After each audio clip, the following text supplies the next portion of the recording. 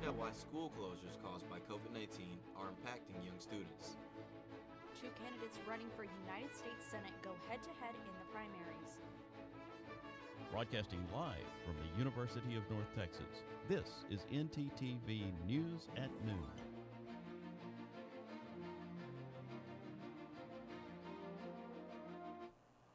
Thanks for joining us on ntTV News at Noon. I'm Jalen Jackson. And I'm Andrea Valdez. The Center for Disease Control and Prevention is updating their guidelines for the COVID-19 vaccination. The CDC is now recommending an interval of 8 weeks between the first and second doses of the Pfizer and Moderna vaccines.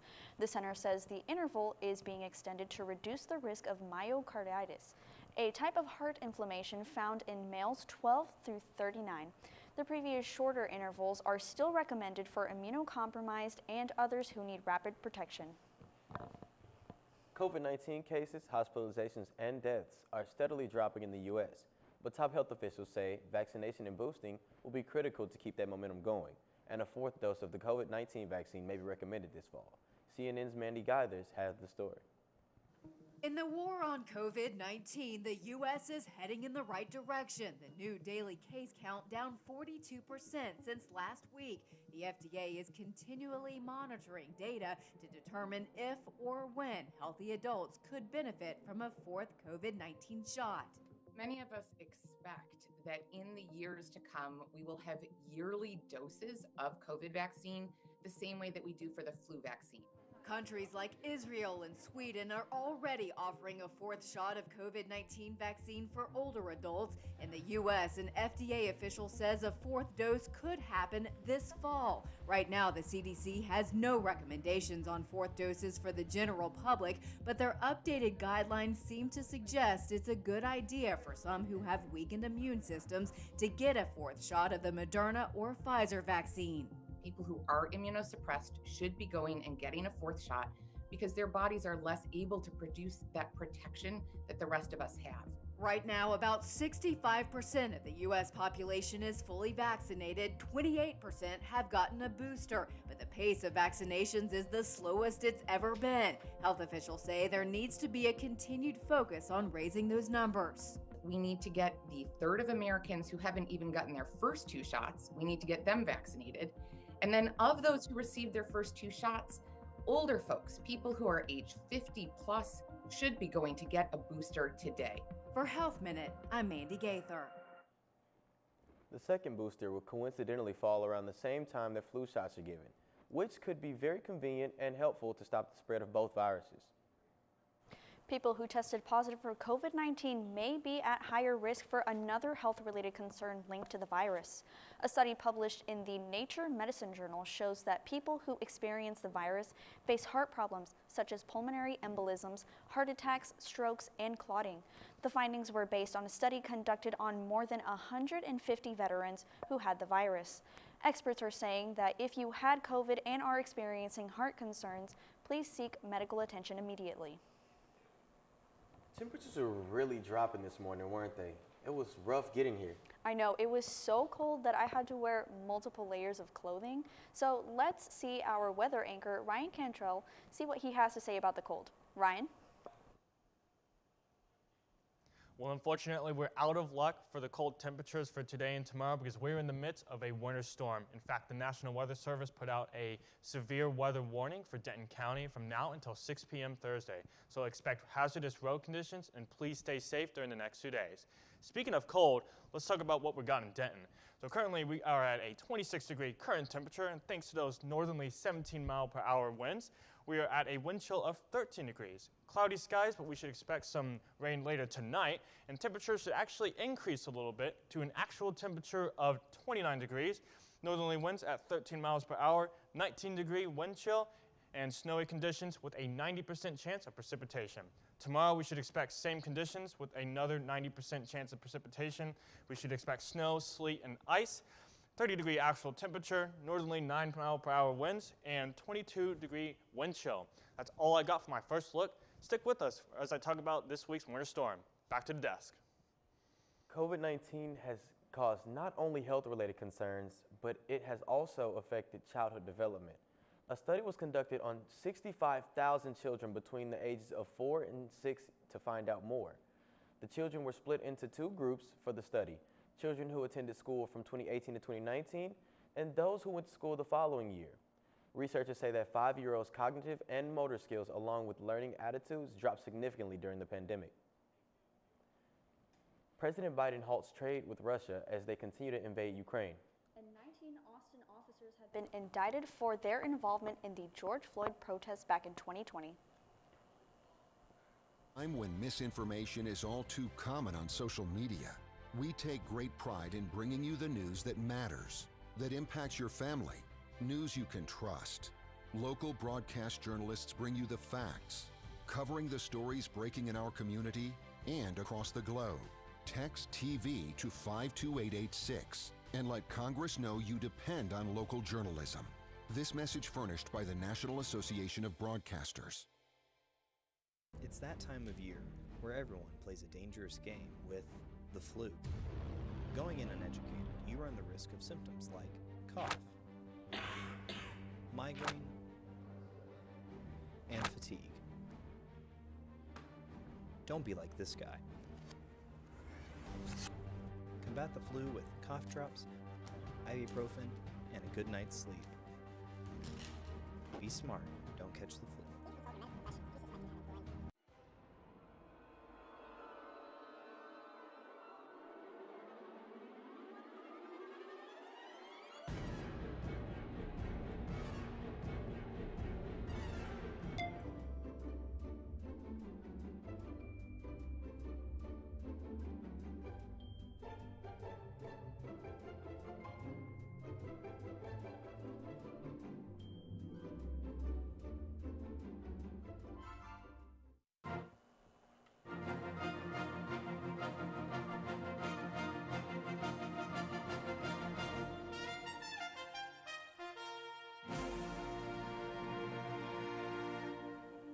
President Biden has unveiled new sanctions after what he described as the start of a Russian invasion of Ukraine.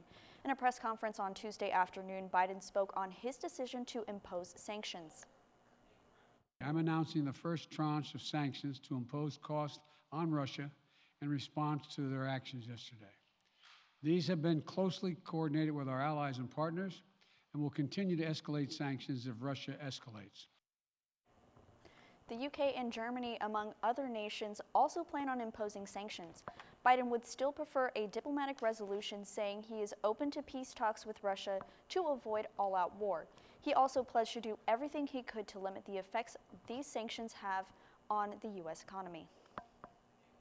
As we respond, my administration is using every tool at our disposal to protect American businesses and consumers from rising prices at the pump. As I said last week, defending freedom will have cost for us as well and here at home. We need to be honest about that. But as we do this, I'm going to take robust action to make sure the pain of our sanctions is targeted at the Russian economy, not ours. Biden also announced plans to move more troops into the Baltic nations, but made it clear that they were there to strengthen relations with Baltic allies, not to fight Russia. As hope for a peaceful resolution dwindles, U.S. Secretary of State Antony Blinken cancels a planned meeting with Russia's Foreign Minister Sergei Lavrov. The cancellation comes one day after Russian President Vladimir Putin recognized two pro-Moscow regions in Ukraine as independent states. In a press conference on Tuesday, Blinken said diplomacy is still on the table, but Russia isn't interested. We will proceed in coordination with allies and partners based on Russia's actions and the facts on the ground. But we will not allow Russia to claim the pretense of diplomacy at the same time it accelerates its march down the path of conflict and war. There is no question what has happened here. We've all seen how Russia has relentlessly mobilized for war, despite intensive efforts by others, including the United States, to engage them on a diplomatic path. We've seen through their false flags, we've predicted their lies. In the hours and days ahead, any further escalatory steps by Russia will be met with further swift and severe measures, coordinated with allies and partners, on top of those announced today.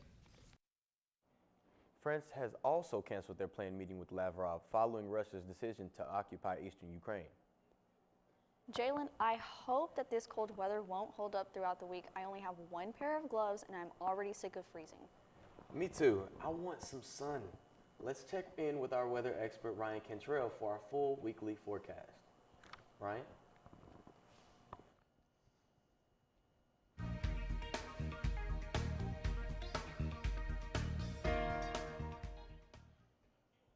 Well, guys, we might have some sun later this week, but I will talk about that in my 7-day forecast. Currently, we got the radar up for the DFW area. Most of the precipitation we're seeing is concentrated in the Fort Worth area and to the north of us.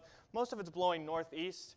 And for temperatures in the North Texas region, most of it is in the low to high 20s, with Paris at 27 degrees, Dallas at 29 degrees, Fort Worth at 27 degrees, and our friends out at Bowie at 20 degrees. Across the state of Texas, we're going to see a little bit more of a variation with temperatures in the mid to low tropics in the southern folks, with the northern folks having temperatures in the 20s. And now for my 7-day forecast. So today and tomorrow, we're going to expect to see that massive winter storm hit with an 80% chance of precipitation today, 90% chance of precipitation tomorrow, and we're about to see some clearing later this week. With Friday, we're going to start to finally see some of that sunshine and hopefully raise some of those temperatures. High of 42 on Friday, until Monday with a high of 64. And we might see a little bit more of cloudy weather on Tuesday with a high of 67. That's all I got from my 7-day forecast. Back to the desk. Thanks, Ryan. 19 police officers in Austin have been indicted for their actions during the 2020 George Floyd protests and riots in the state. Documents released on Tuesday say each of the officers faced 2 counts of aggravated assault by a public servant. The Travis County District Attorney said that multiple indictments were impending. The DA says many protesters injured at the scene were innocent bystanders. If convicted, the officers could potentially face between 5 to 19 years or even life in prison with a fine up to $10,000. The Texas primaries are right around the corner, and the candidates continue to campaign for their seats.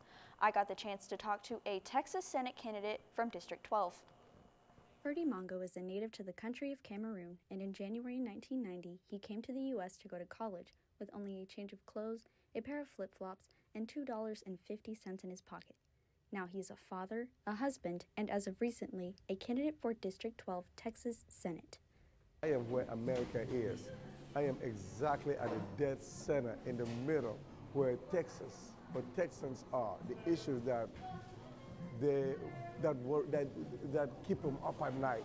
Mongo has lived in the area for about 16 years and was inspired to run by the political climate of the 2016 election cycle. After he saw how divisive the country was becoming, he decided to do something about it.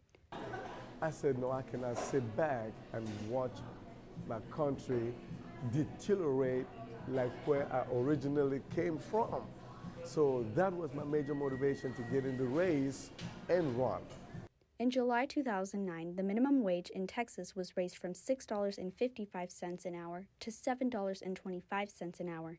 Since then, the minimum wage has not been raised. Mongo wants to raise it by working with the Republican Party to gradually raise the minimum wage so Texans don't have to scrape by to survive. The hard-working Texans, they work so hard to make Texas the 9th largest economy in the world, but they're not getting their fair share. They have to work 2-3 jobs to make Texas where it's at. Mongo has had leadership experience and has helped others through community service, and he wants to continue serving his community on a higher level through the Senate. Why is that important? I know how to manage people. I am a team player. I manage ambiguity. I manage complexity, human resource issues. So that all said, I am the best candidate for District 12 Texas Senate. Early voting in Texas ends on February 25th and Election Day will be on March 1st. The primaries are heating up not only in Texas, but on the East Coast as well. The GOP primary for Pennsylvania's open state seat is on the rise as 2 first-time candidates battle it out. CNN's Jessica Dean reports. The GOP primary for Pennsylvania's open Senate seat has it all: star power, high stakes, and a lot of money. With 3 months left to go, it's already shaping up to be the most expensive Senate contest in Pennsylvania's history, with wealthy candidates and outside groups all pouring money into the race. Now I'm running for the U.S. Senate to fight the woke mob, hijacking America's future. Dr. Oz is a conservative outsider who will take on the Washington establishment. I'm Carla Sands, and I'm a MAGA conservative. On the Republican side, some $35 million has already been spent to flood the airwaves. The two candidates leading the way are celebrity doctor Mehmet Oz. How do you think Washington got it wrong with COVID? And Army veteran and former hedge fund CEO Dave McCormick. I'll fight for the people of Pennsylvania. Both of whom are running for office for the first time and already hitting each other hard in attack ads. First, China sent us COVID. Then, David McCormick's hedge fund gave Chinese companies billions. When Mehmet Oz questions my patriotism, he's crossed the line.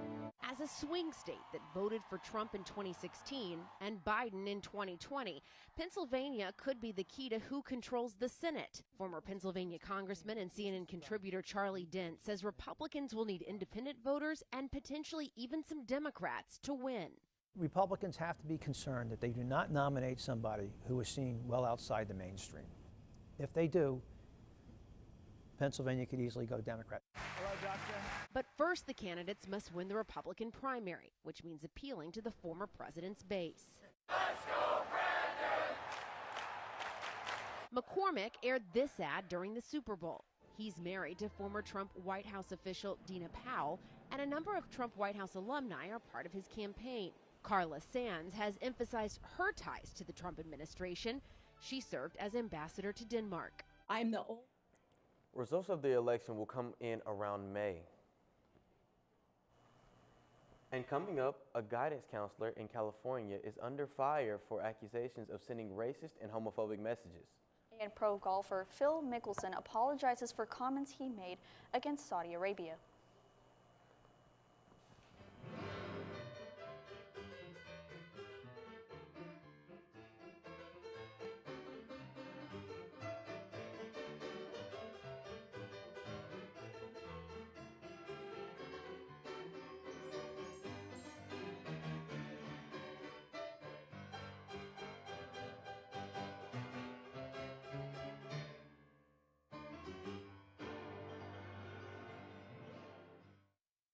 UNT is more than 125 years in the making.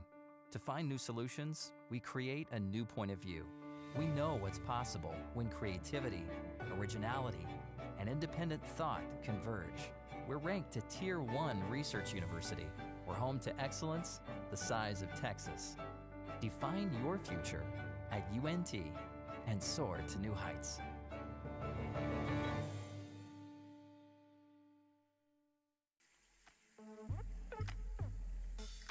Listen to my flow to save some H2O. This my water rhyme, and this is how it goes. First, turn off the sink and take some time to think. When you waste water, our supply shrinks. When you take a shower, not more than an hour. Shoot for 10 minutes and save water power. Use a reusable bottle, smart like Aristotle. Ditch all the plastic and be a role model. And that was my H2O flow. Please remember how it goes, because if you don't, Earth will go, oh no!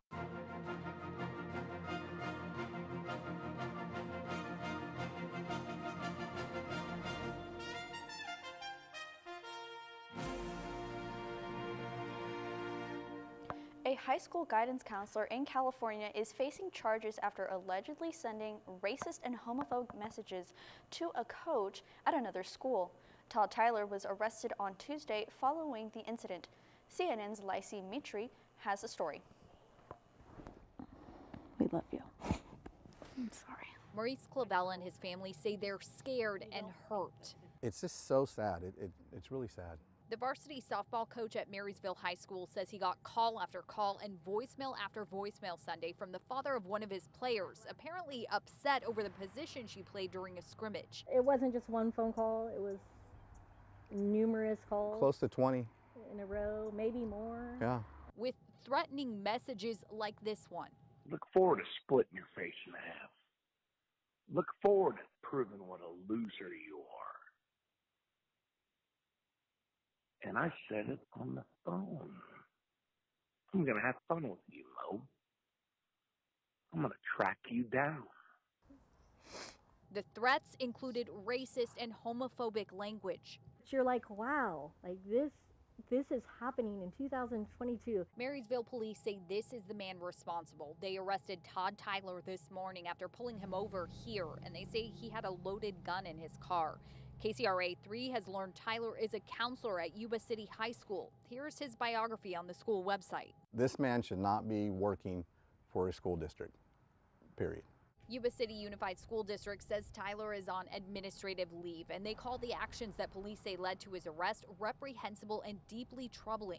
Actions Clavel says he felt it was important to speak out against, setting an example for his students. These kids see me, they see some other coaches at our school, and we're there for them to look up to. And my dad went through all this in the 60s, marching and growing up in segregation.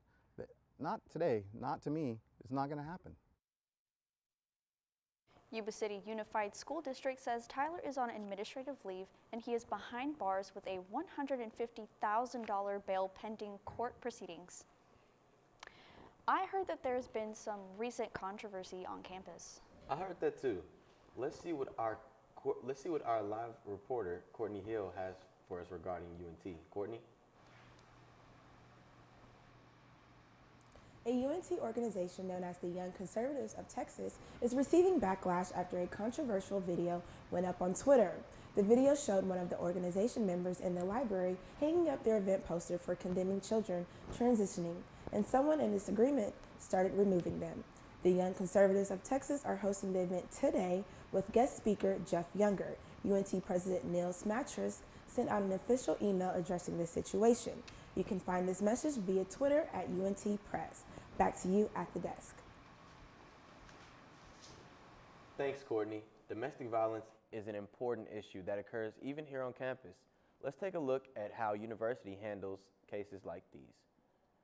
The university offers a multitude of resources to help students stay safe or have a safe space to come to. Kaylee Garcia is a student advocate on campus and is located on the 4th floor of the Student Union. I do see a lot of sexual assault, but that sexual assault doesn't necessarily mean that it occurred here on campus. It could very well have occurred in high school when they were children, and so I see an array of that. But definitely a lot of sexual assault. Domestic violence has been, and dating violence is another strong point. And if you seek help from the university, there are protocols Kaylee has to follow to ensure the situation is being handled correctly. If something happens on campus or with another UNT student, staff, or faculty member, I have to report that. If they decide that they don't want to report but they want to talk about it, they just have to keep that person anonymous. Another resource the university offers is emergency phones, which are located all throughout campus. There are currently 80 emergency phones that look like this.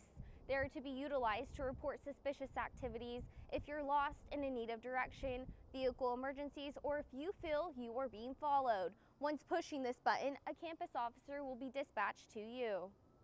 At night, you can recognize the emergency phones by the blue light located at the top of the phone. While the phones can be used for many life-threatening situations, one severe case is stalking. Stalking is one of those things that students have a harder time, I think, coming to me to talk about because they're really not sure what the definition is or how to view stalking. While the definition may seem unclear to many, the university defines stalking as any unwanted, repetitive attention that puts you in danger. Golfer Phil Mickelson is apologizing for comments over a reported Saudi-backed golf tour while saying they were off the record. Author Alan Shipnuck quoted Mickelson for his upcoming book as saying he would consider joining the proposed league, saying Saudi money has finally given players the leverage they need to change the PGA. Mickelson is also quoted as saying belittling things about Saudi Arabia's human rights record. Mickelson says the comments were off the record, which was denied by the author. He also said the comments were shared without his consent, but he did use words that he sincerely regrets. He suggested that he may take a break from golf to focus on himself and his family. Meanwhile, Mickelson's longtime sponsor, KPMG, said in a statement Tuesday that they are no longer partnering with the golfer. Wow, I wonder what else is going on in the world of sports. I'm not sure, but I know someone who would. Let's turn it over to our sports anchor, James Baker, for the latest. James? Thanks, y'all. We have finally made it to sports, and today is all about the Mean Green as they continue their dominance on and off the court. More after the break. 6, 7. Hey, didn't see you there. Just finished my 100th rep. You ready to train? Yeah. You got your weights? Yeah. You got your energy drink? Of course. You got time to go to the Pole Recreation Center? Yeah. What? Listen, I didn't even graduate high school. I can't teach for the life of me. Instead, UNT is offering workout classes at a moderate pace, including yoga, cycling, Pilates, and more. Don't rely on your dad's old workout videos. Check out the UNT Rec Center today.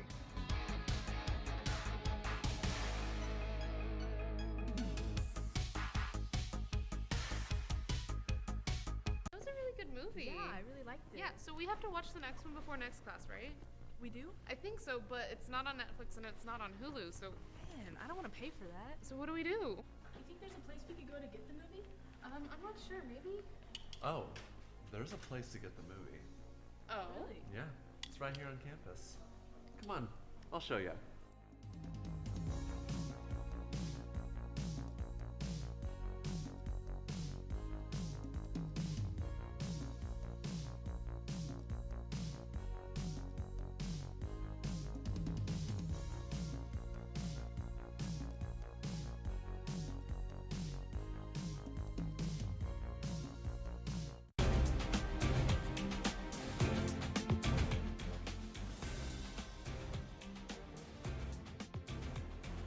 UNT softball has traveled south right as the cold weather hits to take on Austin. The Longhorns are ranked 24th in the country. Overall, UNT has won only one of their 17 games against Texas, that win being the second time the team has ever beaten a ranked opponent. The game is tonight at 4, which is a little unusual as the Mean Green's first midweek game of the season. With the team coming off a 4-0 weekend in the Tracy Beard College Tournament, hopefully they can continue the momentum in Austin. Moving on to tomorrow, both UNT basketball teams will face Southern Mississippi. This is a huge game for the women's team as Southern ranked Miss is ranked first in their division, directly above the Mean Green. Lately, UNT has been on a roll, winning their last 6 games as key players such as Ali Gomez and Quincy Noble have stepped up in the past few weeks. They will play tomorrow night at 7 at Southern Miss. Meanwhile, the men's team, who is actually receiving top 25 votes, will play here in Denton. UNT is on a 12-game winning streak while Southern Miss is on a 10-game losing streak. The game is tomorrow night here in the Super Pit at 7 p.m. And then last Saturday, the 8th-ranked UNT League of Legends varsity team took on the #1 team in the South, the University of St. Thomas. Unfortunately, the Mean Green could not pull off the upset and fell to St. Thomas 2-0, but fortunately, at 4-1, the Mean Green are not out of playoff contention yet. It all comes down to a do-or-die game against number 10 Texas A&M this Saturday at 3 p.m. The winner will make the playoffs and the loser goes home. Make sure to cheer on the Mean Green on the UNT Esports Twitch channel. Now I have to warn everyone because this next video is a bundle of cuteness. 2 Chihuahuas are going viral because of their amazing performance riding Harley-Davidson motorcycles. Butters knows when it's time to ride, and Mama is already strapped in to go. Oh yeah, every single time I go on the bike. They even have little helmets for safety. The helmets come right off, and luckily I got lucky enough that they ended up fitting their snouts. So some work did have to go into the helmets, like putting in another helmet in there and then creating a little nose shield. But yeah, they fit. But Mama, Butters, and Jesus Carrasco aren't alone for this ride. All the way across the world, Japan, China, the UK, Mexico, you know, or even just some neighbors here in Wichita. It's not very surprising that they are taking the internet world by storm. You know, I have 2 little Chihuahuas of my own, but I don't think that they would be able to ride motorcycles like that. Thank you for watching ntTV News at noon. Join us again tomorrow for the latest coverage here on North Texas Television.